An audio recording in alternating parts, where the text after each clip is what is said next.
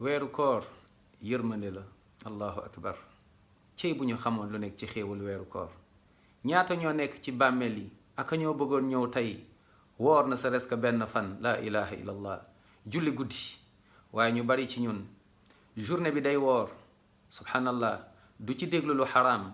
du ci wax du ci def lu xaraam waaye guddi si yaa ngi ci réseaux sociaux guddi si yaa ngi ci musique yaa ngi ci fecceeg woy yaa ngi ci yu xaraam subhanallah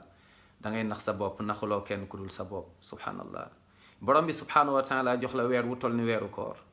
laa ilaha illallah nga nekk ci guddi si di ci moy yàlla laa ilaha illallah looy wax borom bi subhanahu wa taala subhanallah moo ndax bëgg nga dee fekk la ci musique boobu ngay déglu ci situation boobu moo tax bëgg nga boo deewee ñu tegal la musique bi nga daan déglu non mbokk yi àdduna bi dafa gàtt kon nañ ci profité ci milliards tiyaaba yi ñu mën a am ci weeru kooru bëccëg ak guddi ñu profité ci avant qu'il ne soit trop tard luy firndeel ni sa koor yàlla nangu na ko mooy après koor naam weer bi bu jeexee nooy dundee luy firndeel ni sa journée wu koor aussi yàlla nangu na ko mooy ngoon si aussi xoolal noo mel ku nekk nag moom moo mën a àtte boppam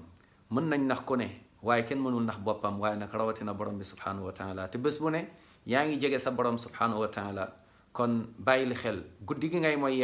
yàlla dafa waat ci guddi wala layli na nga ci bàyyi xel kon nañu tuub gaaw dellu ci yàlla woor comme na ko yonent bi jàngale ndax mu na am aljanna sallallahu alayhi wa sallam